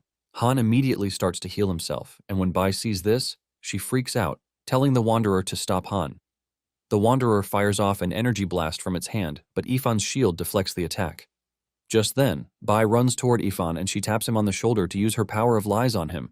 She tells him that his immortality power is fake, but instead of falling for her lies, Ifan headbutts her, telling her that whether his power is fake or not is not for her to decide. As she falls to the ground, the bug emerges from Bai's head and lunges at Ifan. The bug bites Ifan, thus reducing his shield usage to 2 uses. Ifan grabs the bug and angrily squashes it. Since the adult wanderer now knows that his immortality has limited use, it leaps into the air to fire off another energy blast while teasing Ifan, saying it would like to see how long he can last. The energy blast hits again, but Ifan is able to block it just as before. Ifan panics and he asks Han how much longer he needs. However, Han seems to be done already, and he tells Yue and Ifan to handle the eroding worm while he takes care of the adult wanderer. Han then unlocks the 8 quick fists, telling the wanderer that it is quite impressive that it forced him to use his full strength. Han angrily dashes toward the wanderer, aiming to punch it to oblivion. However, the wanderer dodges Han's powerful strike, and it ends up crashing into a wall, destroying it. The wanderer whips out a sword from its mouth, admitting that Han is pretty strong, which he didn't expect. The wanderer swings its sword at Han, releasing a devastating attack that cuts everything in its path. The wanderer wants to see how many of its attacks he will be able to take, but Han blocks the attack with his gauntlet. The wanderer is shocked when it sees the gauntlet on Han's hands because it recognizes the gauntlet as one of the weapons that killed one of their Zerg kings a decade ago. The wanderer tells Han that the gauntlet belongs to the strong, which unfortunately he is not part of. Han lunges toward the wanderer, admitting that he might not be strong, but at the same time the wanderer is no Zerg king either. Han delivers a powerful blow that leaves a shockwave that rocks the area. Han continues throwing punches at the wanderer and some hits, but others he is able to dodge. The wanderer says it can clearly see that whoever gave Han the gauntlet has a good relationship with him, which means if it kills him, the said person would be broken. The wanderer immediately switches to offensive mode, saying the thought of this alone excites him. Han soon slips up and the wanderer pushes its sword into its shoulder before launching him backwards. At this point, Han realizes just how important it is for him to kill the wanderer quickly before it fully absorbs the energy of the young wanderer, because once it does, he won't be able to compete with it again. Han then calms his nerves as he taps into all of his senses, because it appears that he has finally reached the life and death situation his master was talking about. Han then unlocks the second level of the 8 quick fists because he is literally fighting to survive and can't delay any longer. Han dashes toward the wanderer at a blinding speed, and before it can even react, Han lands a destructive punch that shatters the wanderer's body. It turns into tiny bits, and Han confidently declares his victory. However, the wanderer's head replies that Han has it all wrong, because he is the one who lost. Han watches in horror as the wanderer starts coming back together. At the same time, Ifan tells Han that Bai is gone, but before he can ask for more information, the wanderer hurls a big rock at them, telling them that no one is going to escape its grasp. Ifan manages to block the rock, but his immortality runs down to 0 and he tells Han that he has to run. Han realizes that Ifan can no longer hold, but suddenly a giant, destructive hand appears above the wanderer to completely destroy it. The team looks up, wondering what just happened, and to their surprise, it turns out that they just got saved by Shutong. Shutong smiles because he made it just in time, and Han heaves a sigh of relief at his master's presence. However, he is already exhausted and he suddenly passes out. Shutong then tells Ifan and Yue to take Han back to the city because there is still some cleanup that he has to do. Ifan is confused as he doesn't know what Shutong means by cleanup, and while they are discussing, the queen bug is seen escaping into the distance. Later on, Han wakes up in a hospital room screaming for his master to be careful, totally oblivious to the fact that he is no longer on the battlefront. Yue is beside him, and she rejoices in the fact that Han is finally awake, but Han is still confused. He asks Yue where he is, and Yue reveals that he is currently in a hospital. Yue explains to him that after he passed out, Shutong started clearing out the bugs, but they were unable to locate the queen, so they just had to bring Han back to recover. Han then asks about Ifan, and Yue sighs before revealing that Ifan is in the ICU. Yue mentions that his bones and meridians were completely shattered because of the boulder he held, and if it weren't for his immortality, he definitely would have died. Even though he is not dead, his injuries are severe, but Yue lets him know that his immortality talent is slowly repairing the damage. Suddenly, a nurse barges into the room to tell them that Ifan is missing. Han is surprised to hear this, and Yue tells Han that their master had ordered them to track down the parasite worms on their own. Since Bai's disappearance is related to the parasite bugs, Yue believes that Ifan must have left to find Bai and the parasite bugs. Han tells Yue that Bai is an important link because the parasite bugs can reproduce asexually, but if they can locate the queen bug to kill it, they can take down the rest of the bugs simultaneously. Han is pretty sure that Ifan figured something out, which is why he left to investigate on his own. Yue then tells Han that there is something else, and this is the fact that the Guardians organization deducted 100 points from their team. Han asked why they did this, and Yue revealed that this was because Shutong was the one who completed the mission. All other teams also had their points deducted because they failed the mission. Han is pissed that they are risking their lives on the battlefield, but the association is pulling such nasty tricks behind their backs. Yue adds that points aren't the only thing they deducted because they also took the Wanderer's corpse without leaving anything behind. It turns out that all the materials were moved back to the Guardians organization building. Han asks if Shutong said anything about this, and Yue says their master mentioned that it is a feud between them and the Guardians, so no one else would interfere. Upon hearing that no one would interfere, Han realizes that their master is secretly telling them that he is backing them up. Han immediately decides that it is time to head to the association building to take back what is theirs. Those at the association are having a good time when Han and Yue barge the door open.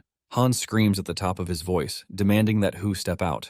One of Hu's men teases Han, asking him why he is there when he could have given them a heads up. Han tells the dude to tell Hu to step out, and the dude decides to attack Han. However, Han knocks him down with one hand, and he unleashes his aura to show his anger. The others freak out because they can't believe that Han just took down their colleague with one slap. Some also recorded the altercation, threatening to send it to the higher-ups to show them how Han doesn't follow the rules. The dude from earlier gets up again and tries to attack Han with a knife, but Han grabs him like he is nothing. He is busy flinging him around when Hu finally shows up, telling Han to stop what he is doing. Han mocks him, saying he has finally shown his trash face. Hu asks Han what he wants, and Han replies that he wants Hu to apologize to him and his team. But Hu replies that Han is only deceiving himself. Hu then asks his subordinates if they have sent the recorded video to headquarters, and they say yes. In fact, it was sent to Su Mingxuan, who is the vice head of the supervisory department. Hu confidently tells Han that he is done for because the moment the headquarters finds out that he is beating people up, he is going to be punished. Yue tells Han that she is worried about the whole thing, but Han tells her not to worry because with Shutong backing them, nothing would happen to them. Just then, Hu gets the news that headquarters has replied, and Hu excitedly asks what the response was. Hu's subordinate nervously tells him that the reply they got was that they should handle the situation themselves, since it is an internal issue. Even the supervisory department was only impressed by Han's fighting prowess and even asked if he would be willing to join them.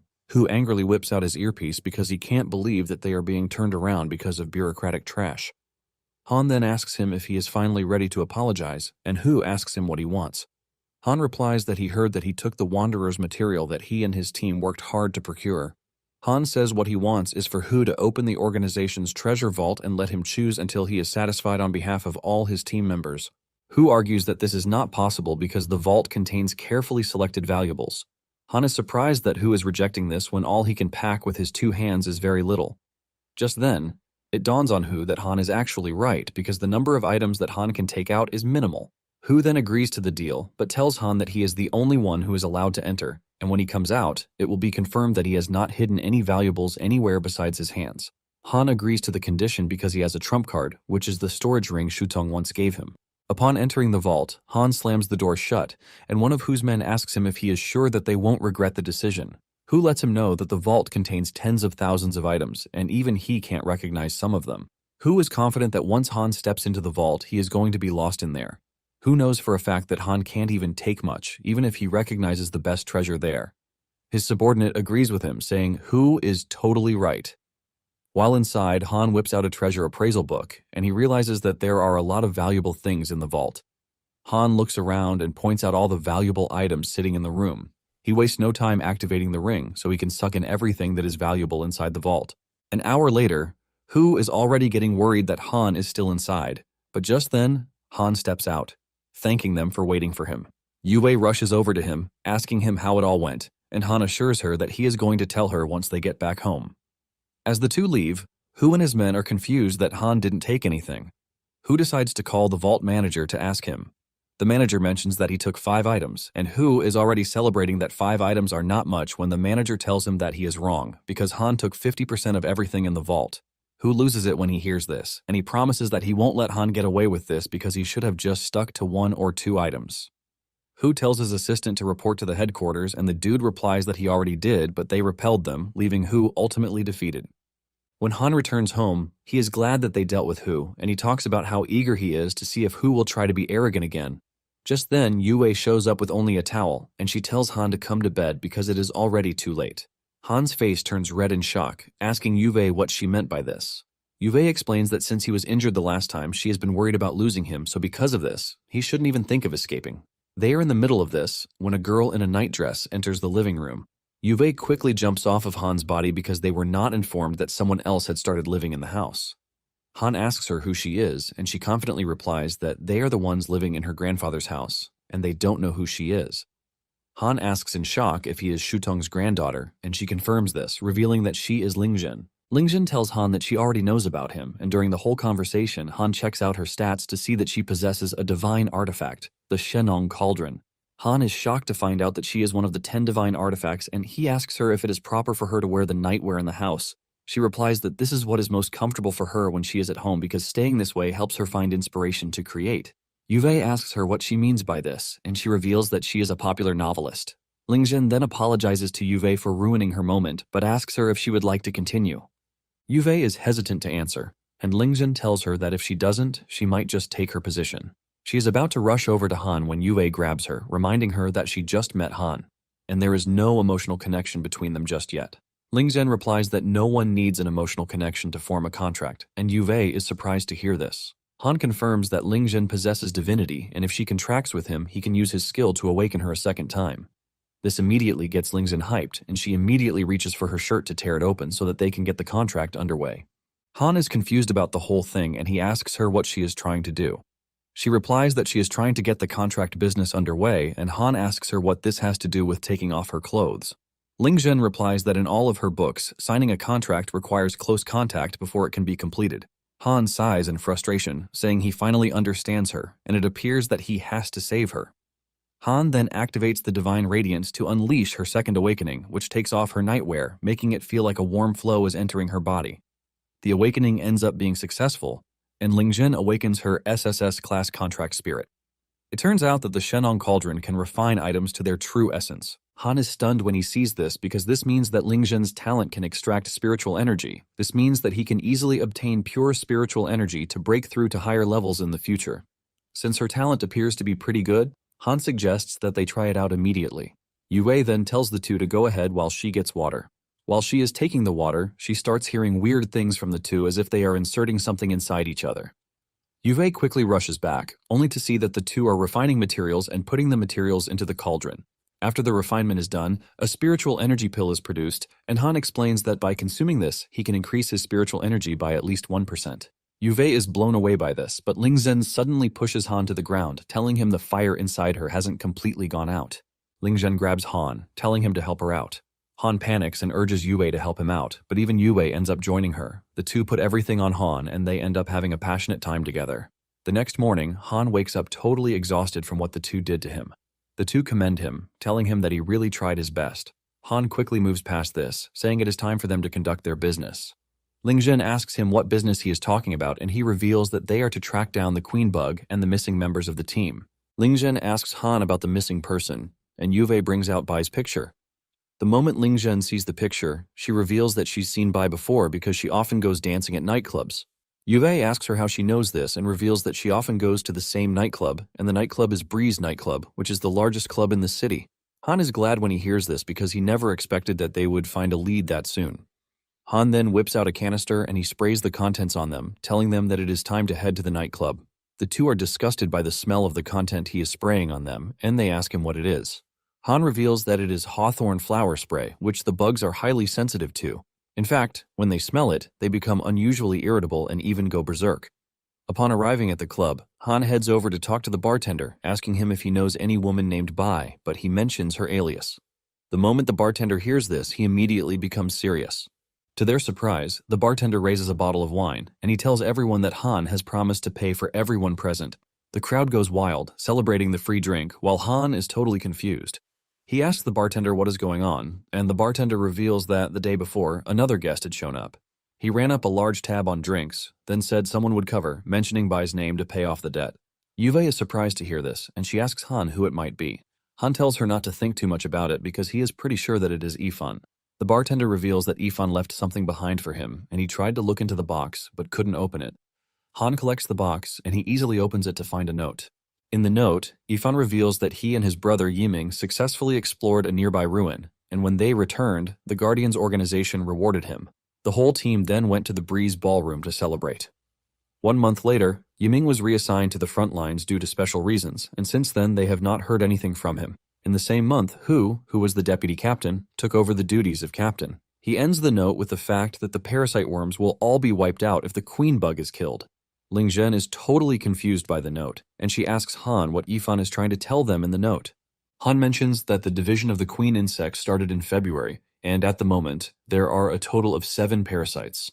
Ling Zhen finally understands what Han is saying, and Han urges them to wait for him while he uses the restroom. Upon entering the restroom, he walks past a man to quickly conduct his business.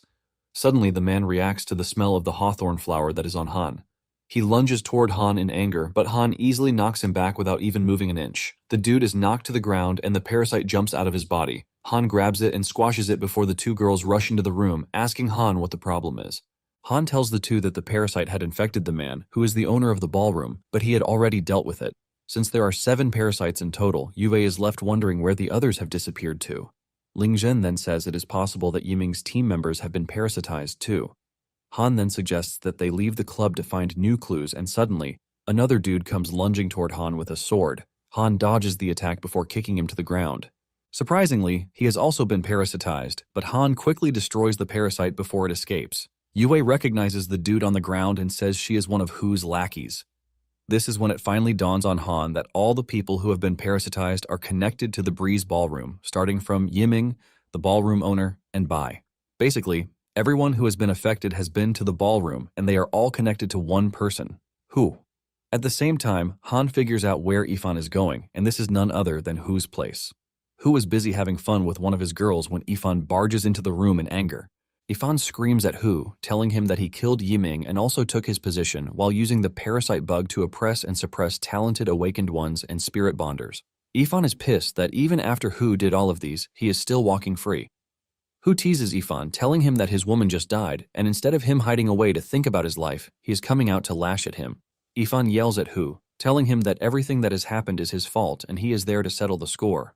Hu continues trash-talking, telling Yifan to blame his woman for her lack of luck instead of blaming him. Hu also asks Yifan if he is not scared of reinforcements because he has been standing there arguing with him. Before Yifan knows it, Hu's men show up on the scene, and Hu orders his men to kill Yifan because he openly attacked a key member of the Guardians organization. Realizing that they are about to descend on him, Yifan prepares himself to engage the thugs, but Han walks in at the right time, one-shotting all of the lackeys. Both Hu and Yifan are shocked to see Han. Yifan asks him why he is there, and Yifan asks him if he would still be alive if they hadn't shown up to save him.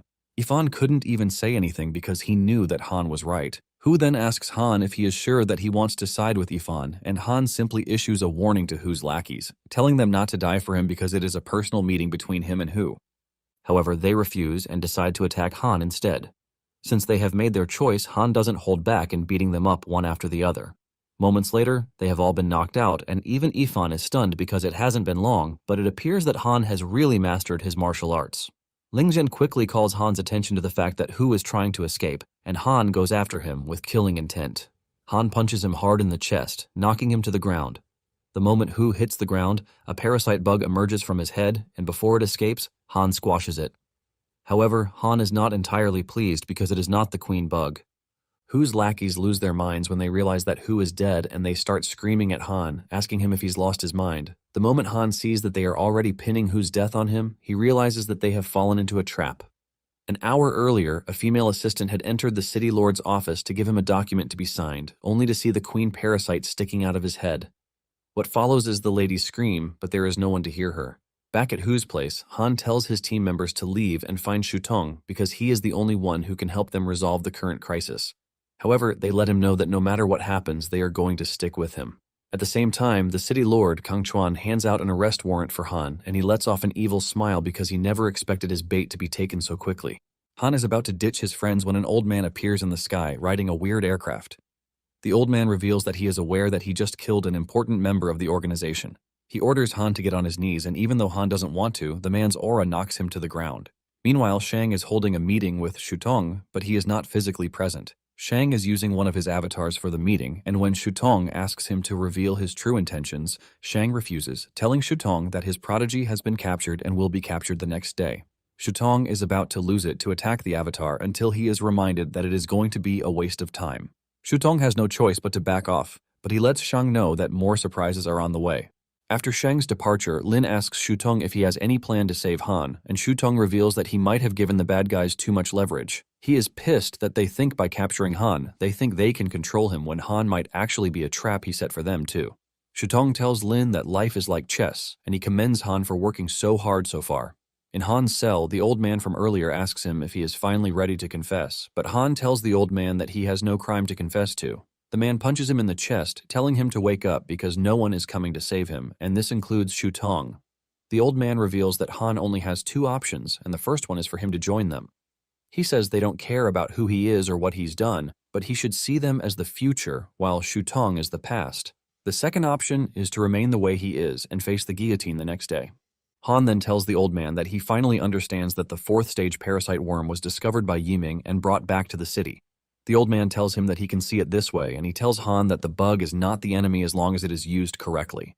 The old man says it can even become the most powerful tool, and Han tells the man that he finally understands how he should choose. The old man moves closer to hear what he has to say, and Han tells him that he is choosing the third option, which pisses the man off.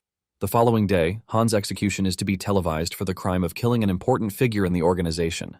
Chuan is informed that everything has been put in place, and as soon as the time comes, the execution will proceed as planned. Chuan asks if Han's friends have been caught, but the officer says no, revealing that the trio is cunning because they must have hidden in the villa. Chuan orders the dude to go ahead and find the escapees, but at the same time, Chuan is worried that Han is too calm, which means he might have a trump card. On the other hand, Han is not showing any sign of panic because his master was the one who told him to let everything happen. He is convinced that his teacher has planned everything out already. The spectators who are there to witness Han's execution are all stunned because they remember that he is a high-level talent. Just then, Chuan shows up to address the people, and they are all shocked to find out that he came in person. Chuan tells everyone that Han killed so many people and even colluded to bring parasite bugs into the city. By saying this, he is able to sway everyone's opinion to himself, and they agree that Han has to die for committing such crimes. Chuan smiles because he realizes that everything is just as he wants it, and he orders the execution officer to go ahead. Han can only watch in horror as the giant blade hangs above his head, ready to decapitate him at any time. Surprisingly, the machine doesn't work, leaving the execution officer totally confused as to what is going on. Chuan immediately figures out that someone is messing with the machine, and he demands to know who it is. Just then, Siding steps out from among the crowd with her guards behind her, telling Chuan that she can't accept his punishment because Han is her benefactor. Chuan is pissed when he sees this, and he asks Siding if her family is intervening with the execution. At the same time, Han's team members pop out under their hoods, telling Chuan that they disagree with his decision. Meanwhile, Shang is telling Shutong that he has lost the game because Han is already at the guillotine, but Shutong assures him that the game isn't over just yet. Shutong says it is too early to draw conclusions, and Shang decides to watch what would happen. Shutong then gets a call, telling him that they have failed to track who is behind the whole thing. However, he learns that they have discovered an organization that is behind everything, and the organization is called Dawnbreak. Back on the execution grounds, the spectators are surprised that someone actually appeared out of nowhere to disrupt the whole thing. The people realize that everything has gotten complicated with the involvement of the Shang family. Sighting tells everyone watching that they have been deceived by Chuan, and she lets them know that Han is not a criminal because he is actually a protector of the people. Sighting then tells them to look at the screen in front of them. On the screen is a video of Han defeating Zerg monsters while protecting people. Sighting lets them know that Han is patriotic and there is no way someone who protects people as he does would suddenly become a traitor. Just then, the old man from before shows up on the scene again, and with a thunderous, overwhelming voice, he tells everyone to keep their mouths shut.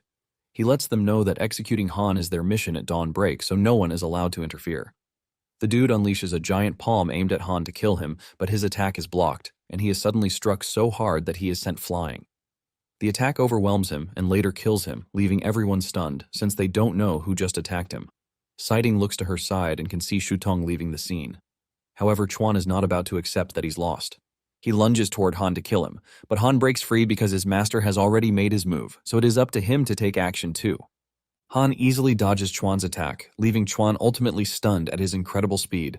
Before he knows what is going on, Han appears behind him and double smacks him in the head, knocking him to the ground. Just as expected, the queen emerges in his head, and before it can escape, Han grabs it to squash it. Everyone is shocked when they see Han killing a bug that emerged from the city lord's head. Han then holds the bug up in the air to explain to everyone that the bug is trying to disrupt humanity. He lets them know that everything he has been doing is for the sake of humanity. The people finally realize that the city lord was looking and acting strange because of the parasitic bugs. Shutong finally appears, asking Han if he was able to feel the line between life and death this time around. Han admits that he loves the way Shutong is cleaning up after him, but he tells the old man that he wants to start making the moves on his own. Shutong assures Han that he did well because the queen bug is dead, so the other bugs are also dead. However, he lets Han know that he handled the whole thing with an iron hand, and because of this, they couldn't find a trace of Dawnbreak at all. This is new to Han, and he asks his master what Dawnbreak is. The man tells him that it is a mysterious organization that infiltrated their guardians, but they haven't gathered more information on this yet. Han is shocked when he learns that there is an organization that is hiding among them. Just then, Ifan shows up to break the sad news that they found Bai's body. It turns out that a total of over 1,000 people died from the parasitic invasion. Apparently, they have planned a sea burial for the affected people, and just as said, Bai is among those who are laid to rest at sea. As Bai's coffin floats away, Han apologizes for not being able to protect her well. In a surprising turn of events, Bai's body suddenly turns blue, and as she opens her eyes, a bug emerges from her mouth, but no one knows that she's come back to life just yet. Later that October, Shutong asks Han if he and his contracted spirits have reached Tier 3, and he says yes. Even Ling Zhen, who joined later, has also reached the 3rd tier. In addition, Yue has awakened many additional musical pieces that Han aims to practice in the future. Sighting then smiles at Han, urging him to form a contract with her when she awakens, but Han lets her know that he only forms contracts with spirits that have divine attributes because they offer him the greatest help. Upon hearing this, Sighting can only hope that she awakens with a divine attribute. Since Han has reached the 3rd tier, Shutong lets him know that he has nothing else to learn in the rear cities, and he asks him if he has any plans. Han lets his master know that he would like to continue getting stronger, and upon hearing this, Shutong tells him that he is going to contact Wei to arrange a plane that will take Han to the front line for more training. Apparently, the 1st district is about to engage in the last large-scale battle of the year with the insect species, so it is a good time for him. However, Shutong lets Han know that he is not going on a training regimen, which means Ling Zhen and Yue won't be going with him. Shutong tells Han that he has better training arrangements for the girls, and Han assures his master that he is ready to follow whatever he says. Meanwhile, on the front lines, a particular team captained by a dude, Xiao Ya, is suffering heavy casualties, and they are in the middle of an argument when Han arrives in a military chopper. Han gets off the chopper and walks up to Xiao Ya to introduce himself, telling him that he is the new soldier that has been sent to his team. Xiao Ya is surprised that Han is the only one there without his contract spirit. Xiao Ya is pissed, and he yells at Han, asking him if he is ready to die on the battlefield. One of Xiao Ya's colleagues, Zhang, who is also a team leader, urges Xiao Ya to chill out, assuring him that Han is not a soft soldier. He tells his boss to take a look at Han's new clothes, which means he is from the city. However, this only pisses Xiao Ya even more, because he believes that they are basically saying he is a garbage dump, and he has always known nobles to cause trouble. After a short argument on who is going to get Han or not, Xiao Ya finally tells him to follow him to meet the rest of the team. On their way, they get to know each other, and Xiao Ya lets him know that he is a Tier 4 awakened. Moments later, they arrive at where the team is stationed, and Xiao Ya introduces him to Shifang and Xiao Qian, his new team members. Xiao Qian wastes no time flirting with Han, telling him to help her remove her coat. After she is done messing with him, she tells Xiao Ya that there is a possibility that Han brought his contracted spirit in its materialized form. Han introduces himself to the team and tells them that he brought a small gift for the team. He releases Tier 6 armor from his storage space and hands it over to the team, completely shocking them. Shifang and Xiao Qian celebrate like babies, but Xiao Ya says he doesn't need the armor because he is a mech operator. Deep down, Xiao Ya is wondering which great family Han emerged from. Xiao Ya then leaves to collect the mission supplies, while telling the rest of the team to start preparing. After he is gone, Han asks if the captain is truly a mech operator, and the two confirm this, revealing that his contracted spirit specializes in mechanized combat, allowing him to pilot mechs for long-range battles. However, he hates high-ranking officials who waste their positions. They have finished saying this before it dawns on them that Han might be a noble, and the lady apologizes to him. Moments later, Xiao Ya shows up, telling them that it is time for the mission. On their way to the mission site, Han asks the captain about the nature of their mission, and he reveals that it is complete extermination. He mentions the Izanami serpent clan that reproduces at an incredible rate, which allows their reinforcement speed on the battlefield to be truly crazy. Because of this, the front lines have been deadlocked against the elite forces of the Izanami serpent clan. However, Wei's arrival a month ago broke this stalemate. Wei led the charge alone, shattering ancient barriers with his fists and cutting through the Izanami serpent clan's reinforcement supply line, turning the tide of the battle. Wei's involvement caught the serpents off guard, but not long after this, 4 Tier 8 serpent emperors showed up to engage him in battle. They ended up dragging their battle elsewhere. It turns out that the current mission is issued by the 2nd District, and they are ordered to destroy serpent nests in the area. As they near the target area, Xiao Ya puts on his mechanized armor, and they soon run into a serpent molt that leaves them shaking. Xiao Ya reveals that every time the Izanami serpent clan completes a tier advancement, they shed their skin. Just then, Han tells the team that there is danger because the serpent clan managed to hide their eggs inside the molt. Just then, the eggs start to drop from the molt, and from Xiao Ya's analysis on his computer screen, he realizes the molt is over 6,000 meters long with billions of serpent eggs attached to it. Suddenly, the eggs start to hatch, releasing a massive sound wave and shockwave. Xiao Ya gets knocked off by the shockwave while the others cover their ears in pain. Surprisingly, Han leaps after him in an attempt to save him. Xiao Ya screams at Han, telling him to focus on the mission and ignore him, but Han is obviously not going to listen to that crap. He grabs Xiao Ya and his mechanized suit. He flings Xiao Ya back to the top of the cliff, and he tells him to pick him up. Xiao Ya returns to the top, and he is completely blown away by how strong Han is. The other two tell the captain that Han is most likely dead because the cliff is really high. Xiao Ya falls to his knees, blaming himself for Han's death, but Han's hand suddenly appears over the ledge. He yells at the team to quickly pull him up because he is not dead yet. The two help him up, and they rejoice in the fact that he is still alive. Xiao Ya berates him, asking him if killing himself to save him was worth it over completing the mission. Xiao Ya tells him that he must not forget their primary mission, and Han acknowledges this by saluting the captain. Just then, it dawns on them that all the eggs have hatched, releasing a ton of snakes. Xiao Ya tells the team to be careful, but Shifang and Xiao Qian conclude that they are dead already. The snakes hiss at them, scaring them to their bones. The lady realizes that with the snake numbers, they have no chance of escaping. Just then, Han raises his hand and a golden shield emerges from his ring. The aura from the shield affects the snakes and they stop their advance. In fact, the snakes bow to the team, shocking them. Han screams at the captain to burn them up while they are vulnerable, and the captain quickly does as told. He lets out an overwhelming firepower that roasts the snakes, and after he is done, they ask Han what he did to the snakes. Han reveals that he only intimidated them with a piece of equipment. The team admits that he is incredible, and Xiao Ya is forced to ask Han who he is because he is not like the other noble sons. Han casually tells the dude that he is just a Tier 3 awakened and nothing special. Suddenly, Xiao Ya gets a distress signal on his computer screen, and he reveals that the mission isn't going well with the other teams because few have only completed it. He admits that they would have failed too, if not for Han. Since Han has the ability to make the snakes bow, Xiao Ya believes that they have a chance at cutting off the snakes' paths to wipe them out. Suddenly, Han's expression changes, and he tells the team that if they don't run at that moment, they themselves are going to be wiped out ruthlessly. It turns out that a terrifying 5th-rank snake just appeared on the scene, and the snake is utterly pissed because it is a nest guardian. Xiao Ya and the other two stand there in awe and shock, but Han is already running. When he turns around to see that the trio is still there, he screams at them, telling them to move. The other two agree with him that there is no way they would defeat the serpent, and they all turn to make a run for it. Xiao Ya stays behind to cover them, and he fires a powerful blast at the serpent. This only gets the serpent angry as it grabs Xiao Ya with its mouth, crushing him alongside his mecha. The serpent then spits Xiaoya out, and seeing their captain get trashed, catches the attention of the other two. They are completely overwhelmed by this, giving the snake the time to close down on them. It tries to grab them with its mouth too, but surprisingly a shield appears around them, blocking the attack. The two thought they were dead already, but this is when it dawns on them that they are donning the armor that was given to them by Han. They are still celebrating this when the snake releases corroding liquid on them, burning through the shield, ultimately turning the two into black dust.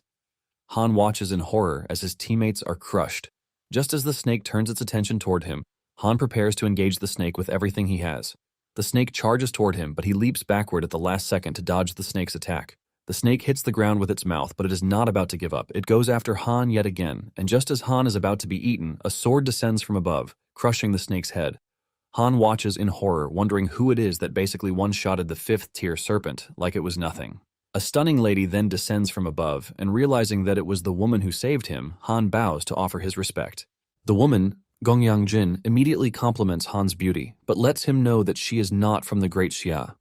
Jin says she is from the city of extreme evil, which is also known as the Land of Exile, as it is popularly called among the spirit contract masters. Han is initially confused when he hears the Land of Exile, but after giving it a quick thought, he realizes that Jin is talking about the lower district. Han cannot believe his eyes because Jin is actually an SSS rank talent, and she is currently an 8th tier awakened. Suddenly, she appears behind Han, asking him for the name of the song he played because she could feel every cell in her body amplified, which gave her the strength to finish the snake in one blow. Jin tells Han that she will be taking him back to the lower district because he would make for a good exclusive combat support. Upon hearing this, Han shifts backward, urging Jin to chill out, but Jin is pissed that a mere tier 3 awakened is resisting. Han tells her that she can't leave just yet because his mission is not yet complete. Jin asks him what would happen if she forcefully takes him away, and he holds a knife to his own neck, telling Jin that he would just end his own life instead. Seeing how stubborn he is, Jin decides to ask Han if he wants him to follow her. Han could see that Jin is fond of him, and he figures out that it would be better if he takes advantage of the situation, so Jin could help him complete his mission. Han then tells her that he is going to go with her, but on one condition, and this is if she helps him completely annihilate the newly hatched Izanami swarm on the battlefield. Jin wastes no time agreeing to this because she was already expecting Han to make some stupid request. Han then shows her the target locations on the map, and she assures him that she has no issue with this. Suddenly, something dark pops out of her back, causing her to start acting weird. Jin screams at Han, telling him to run because she is about to lose control. Han senses the demonic aura, and instead of running away, he attacks it with a purifying energy that dispels the demonic aura. When Jin finally calms down, she asks Han if he was the one who helped her, and he explains to her that it was nothing but a small effort. Han then asks her about the wound on her back, and she confesses that she was injured by a Tier 9 insect emperor. She managed to escape with her life, but the serpent left her with this hidden damage. Apparently, what it left in her body can force her into a killing state, and upon hearing this, Han realizes just how terrifying a Tier 9 insect is. Han then asks her if he can take a look at her wound. After accusing Han of trying to take advantage of her, she finally agrees.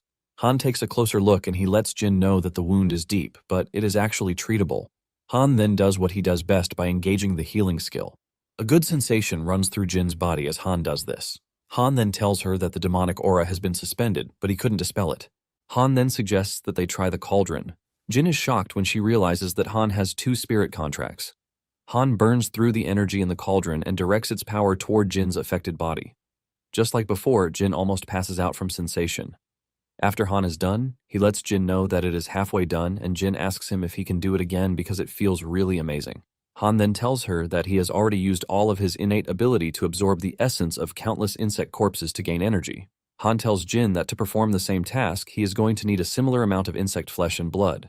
Since Han's next task is to eradicate the Izanami serpent clan, Jin grabs him and leaps toward the mission site so they can get it done pretty fast. Meanwhile, back at the station, Lin and the other officials are monitoring the situation on the ground via drones. They are worried that things have gone too far before they discovered the snake eggs because they have not hatched, which is a big problem.